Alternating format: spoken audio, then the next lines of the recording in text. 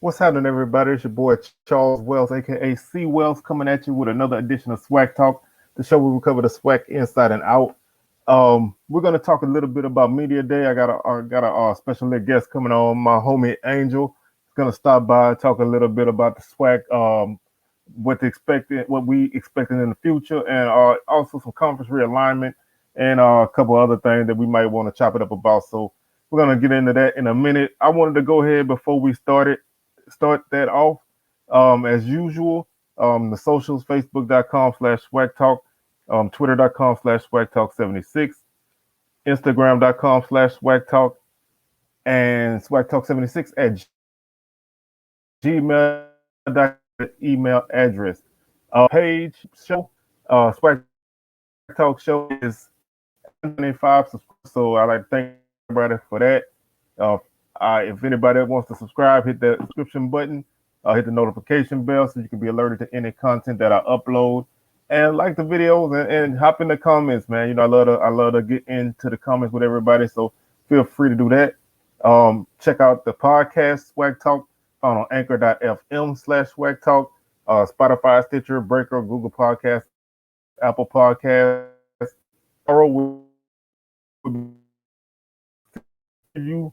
We got the Braves, YouTube and podcast both be coming, so feel free to check those out.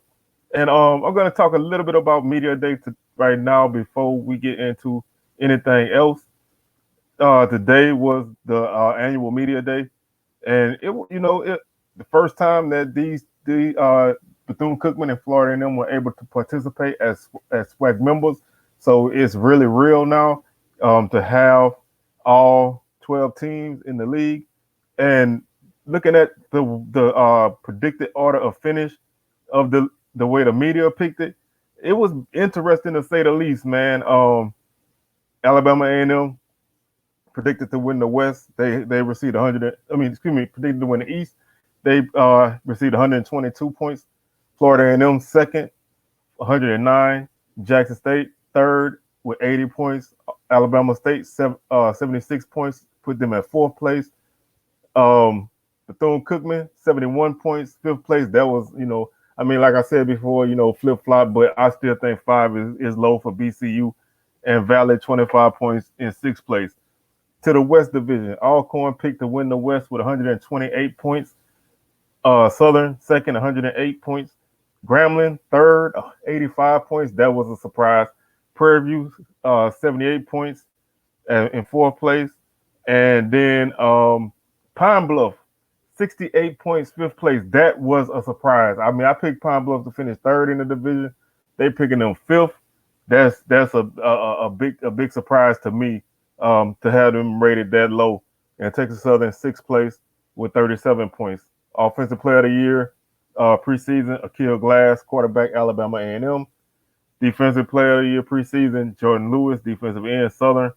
First team All Conference, quarterback, Akil Glass. Running backs, Ezra Gray from Alabama State and Gerard Sims from Southern. Offensive line, Mark Evans II from Pine Bluff, Brian Williams from Southern, Dallas Black from Southern, Jatari Carter from Southern, Jonathan Bishop from Southern.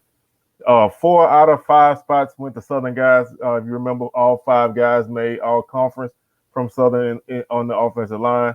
Abdul Ibrahim, wide receiver, Alabama A&M. Josh Wilkes, wide receiver, Arkansas Pine Bluff. Ethan Howard, tight end from Southern. I would say, oh man, the Brian Ward probably should have been a first team guy. I didn't think Josh Wilkes had. I mean, he put up good numbers, but first team all conference numbers. Not a horrible choice, but is a choice that could be argued one way or the other. First team defense, Jordan Lewis, defensive lineman, Southern. Christian Clark, defensive lineman, Alabama State. Jalen Ivey, defensive lineman from Southern. Andrew Ogletree, defensive lineman from Alabama State. Linebackers, Keontae Hampton from Jackson State. Aubrey Miller, Jackson State. Kobe Watts, Arkansas Pine Bluff linebacker. Defensive backs, Jalen Thigpen, Pine Bluff. Ershaw Davis, Alabama State. Chase Foster, Southern. Caleb Brunson, Mississippi Valley. Now, I was surprised that Jared Gardner didn't make the first team. I would take him over Ogletree. There's no offense to Ogletree, but Jared Garner's a first team guy. I mean, I don't see why he wouldn't be. But this is preseason, so it is, it's not a lot to be really put into that. But I wouldn't take too much from that one way or the other. But that's somebody that I would pick. Um, I know a lot of people are saying, where's Deshaun Warren? That's a name that really probably should have been on at least second team. I mean, the guy's a tremendous athlete. He's also a great special teams guy, and he's a lockdown corner. So I'm not 100% surprised that he didn't make it, but I definitely could see his name being on there. Special teams kicker Spencer Corey, Alabama A&M. Aubrey Grace, Alabama State. Tyron Ralph, UAPB kick returner. No arguments with any of those guys. Second team quarterback Skylar Perry from Arkansas Pine Bluff. That's a bit of a surprise. I guess they, because Alcorn didn't play, Felix Harper didn't get any nomination. Nobody from Alcorn made first or second team, so you going with that those guys didn't play mentality, then that's cool. But Skylar Perry right now is solidified at least as the second guy on the staff, all conference team. Gary Quarles, running back, Alabama A&M. Caleb Johnson, running back, Valley. Jeremiah Stafford, offensive lineman from Southern. Noah Hayes, Arkansas Pine Bluff. Offensive lineman, Nicholas Roos. Bethune-Cookman, first player from Bethune-Cookman. Big play days of Brian Moore, Alabama A&M wide receiver. Tyron Ralph, wide receiver, Pine Bluff. Terrence Ellis, Alabama State. Tight end, second team all conference. Preseason second team all conference defense. Bad Michael Bajeho from Texas Southern. Jason Dumas. Purdue, Jared Garner, as I said, Mississippi Valley. Ronaldo Flowers, Florida A&M. First Florida A&M guy. Isaac Peppers, linebacker, Arkansas Pine Bluff. Armani Holloway, Alabama A&M. Ontario Johnson, Bethune-Cookman linebacker. Defensive backs, Amari Holloway, Alabama A&M. Natron Culpepper, Alabama State. Keenan Fontenot, Grambling. And Marquise Bell from Florida A&M.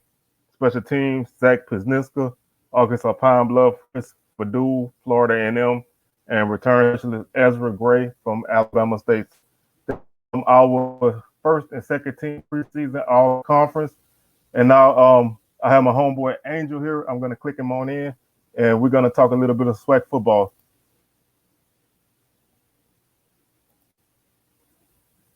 All right, man. What's going on? Can you hear me?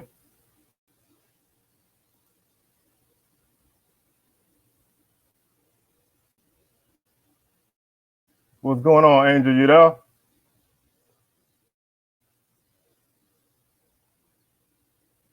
One mic being worked. Hey, can you hear me? Yeah, man. What's happening? What's going on? Yeah. Doing good, doing good. How about yourself? Can you hear me? Yeah, I can Oh, hear man, you. I'm Yeah, chilling, can you hear me? man. Welcome to the show. Yeah, I can hear you. Thank you thank you for having me. Very honored, man.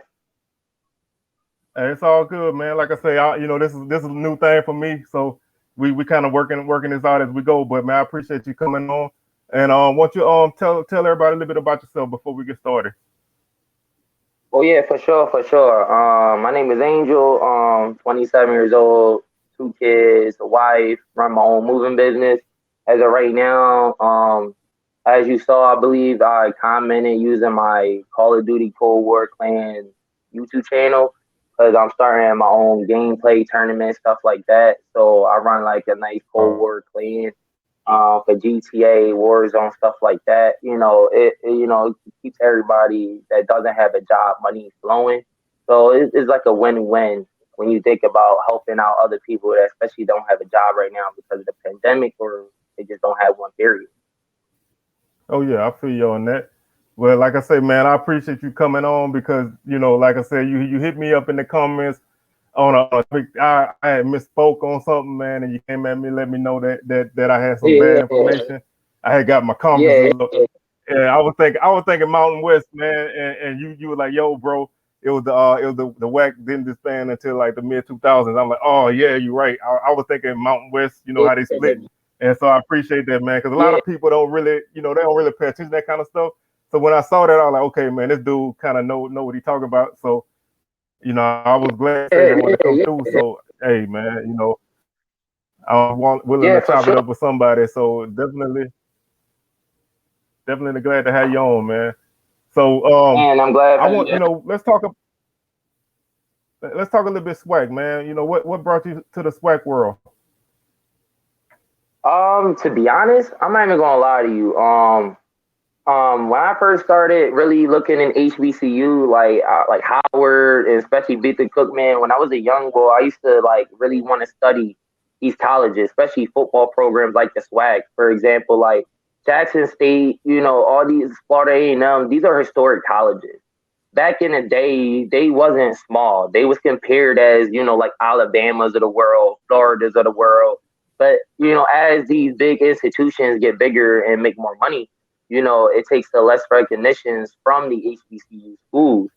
So, watching college basketball a lot, I know there's I forget one of the college basketball stars. I believe he's going to be a freshman this year for Howard.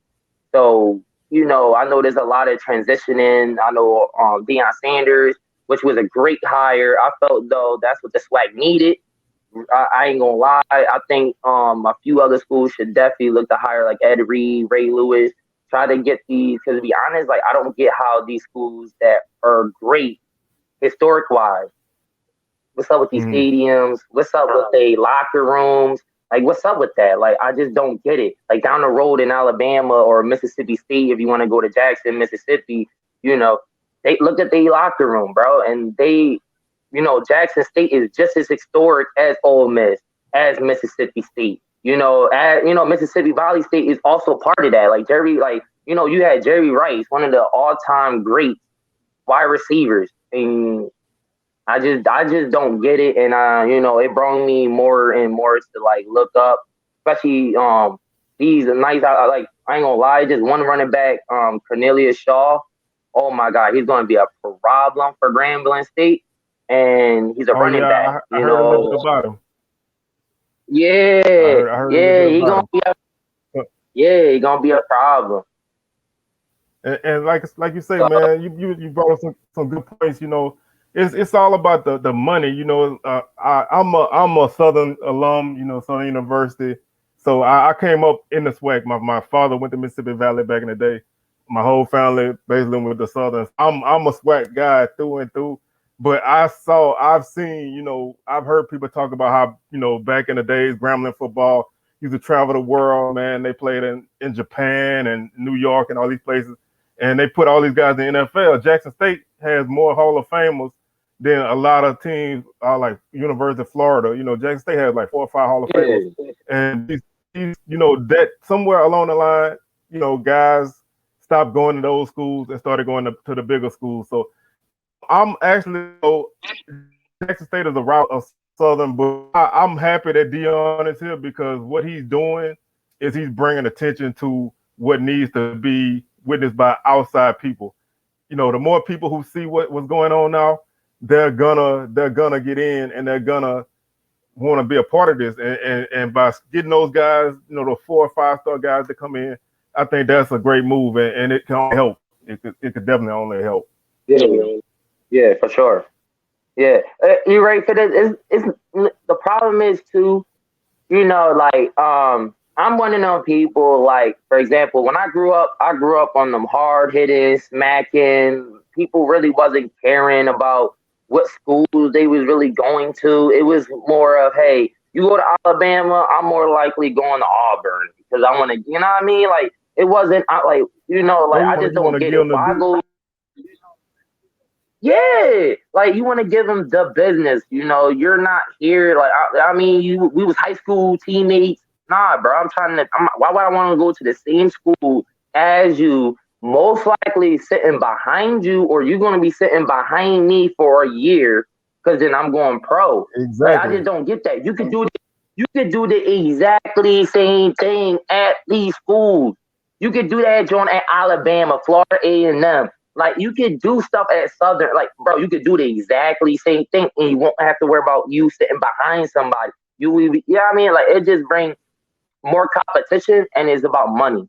When I was growing up, I always say why college. When I was growing up, why college football athletes don't get paid like pros. When we was growing up, it was you gotta think about it. If I go to college and I'm just like not a non-athlete, let's say if I was a non-athlete, I'm paying $40,000 a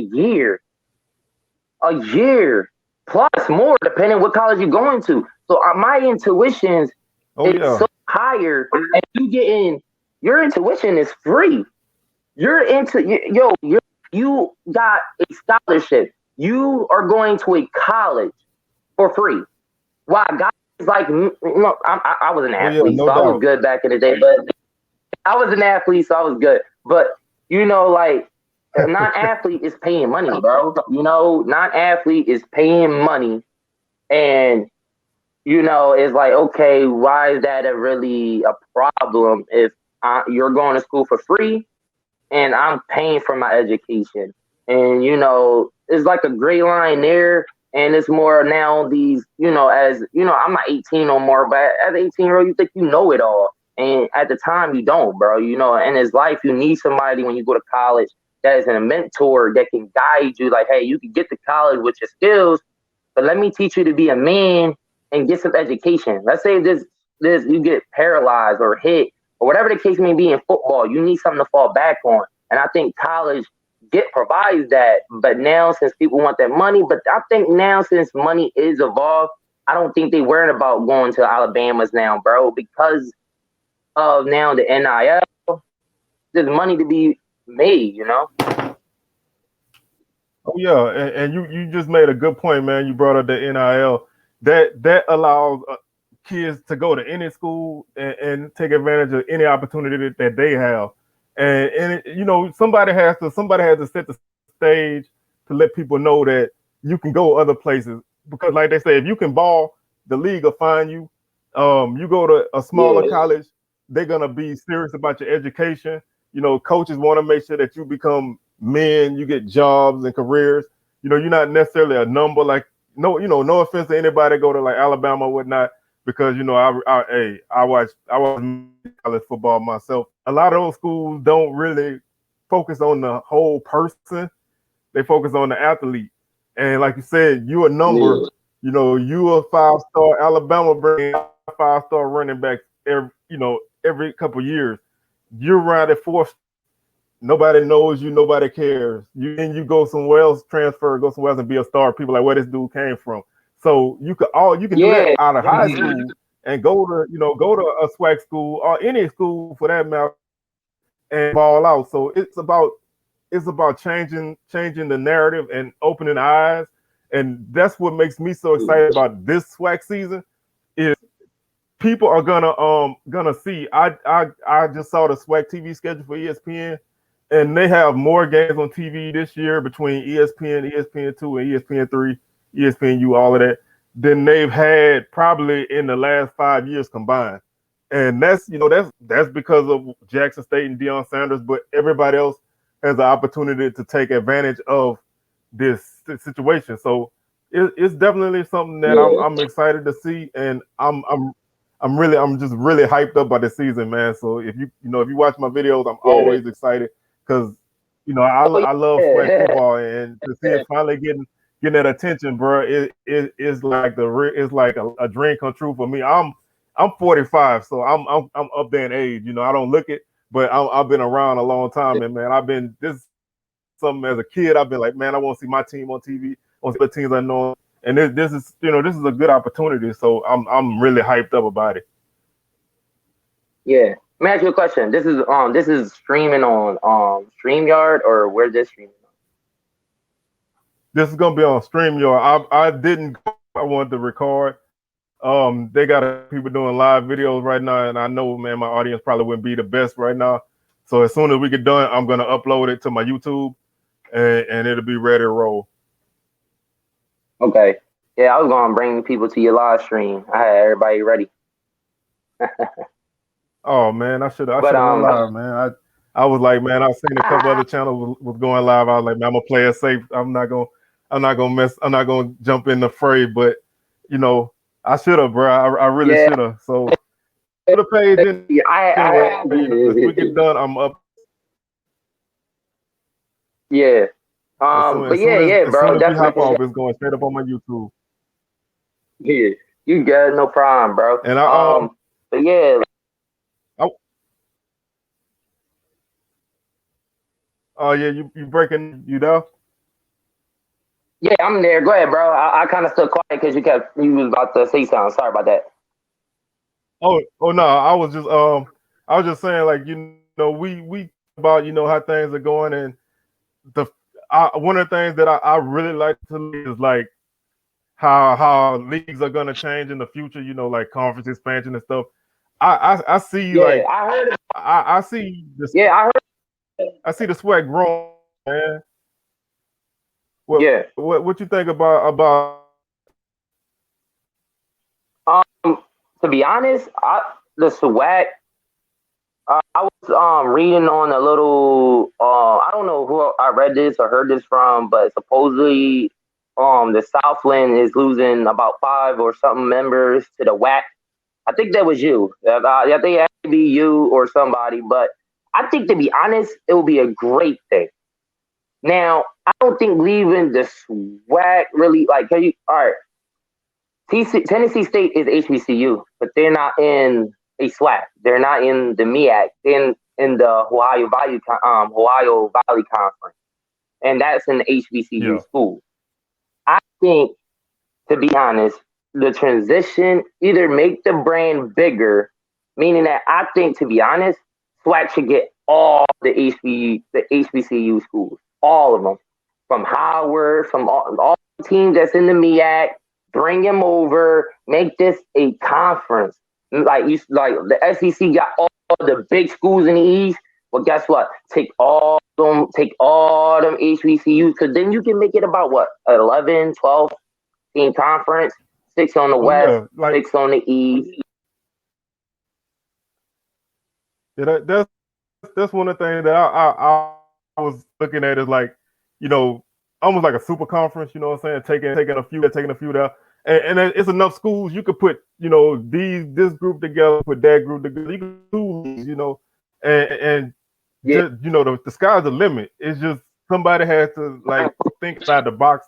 Somebody has to kind of look at the bigger picture and see what's out there because number one, the audience is out there. People are showing that they wanna see this because if you look before honestly before like September last year, there were 3 or 4 people who did the YouTube stuff. I dabbled in a podcast just playing around, but I saw they had a bunch of people doing it in April, and I jumped on. I was like, never did a YouTube thing before. I was like, I just want to try it out to see. But it's audience out there, people hungry for football, people hungry for HBCU sports. So the opportunity to make money like that is there yeah, at some point when things start happening because I see in a few years those dominoes gonna start falling. I kind of see like the SEC and all them breaking off from everybody else and doing their own thing, which is gonna lead to other schools snapping up. And it's the next 5 or 10 years. I think is gonna be a very interesting thing when it comes to that kind of stuff.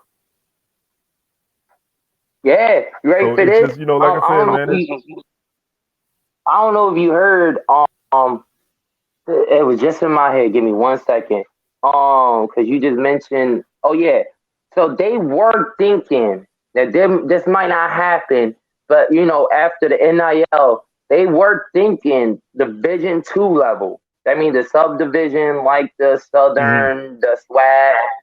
Those right there, bringing them up because the NIL now you don't have to separate the conferences.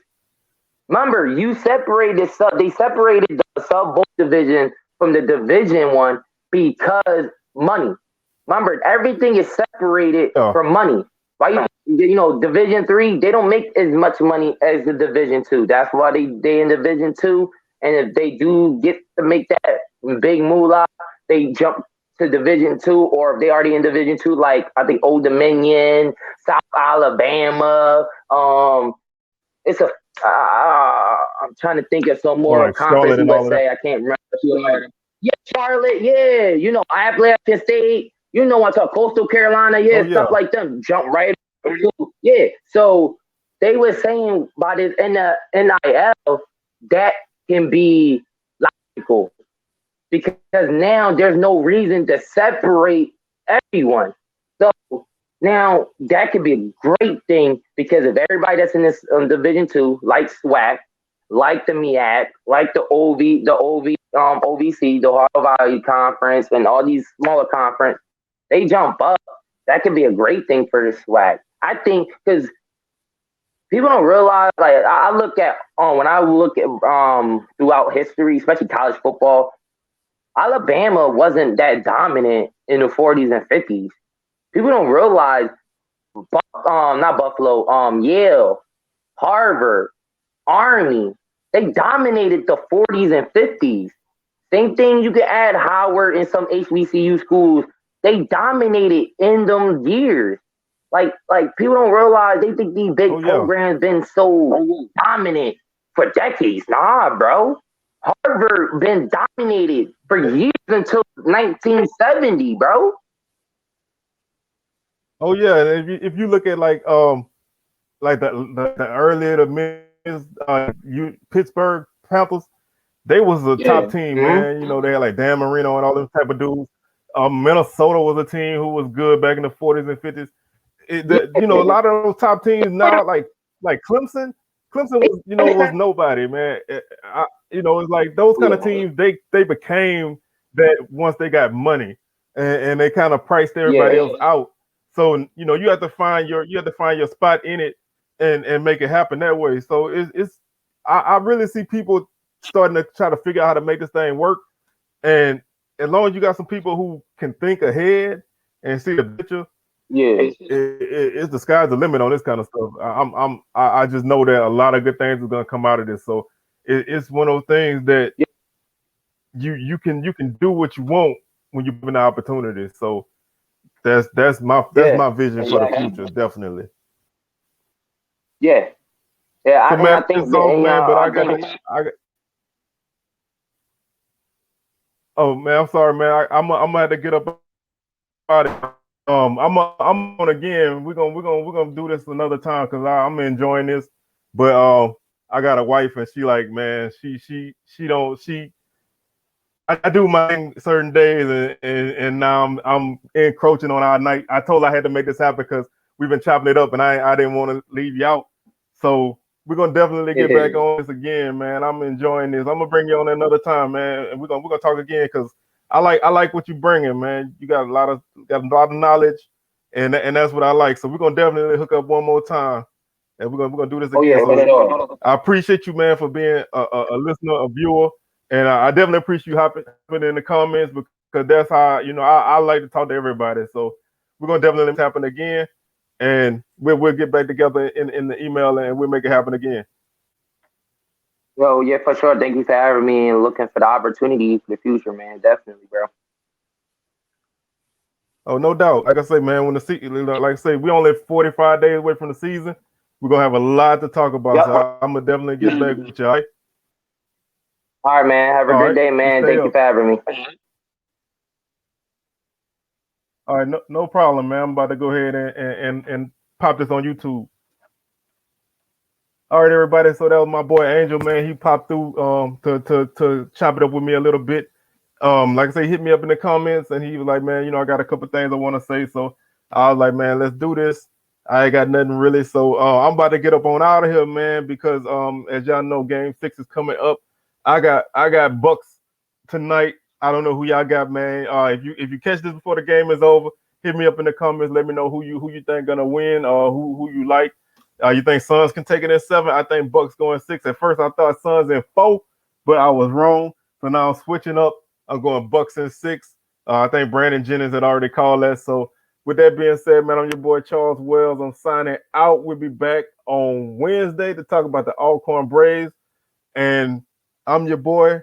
I holla. Y'all stay up.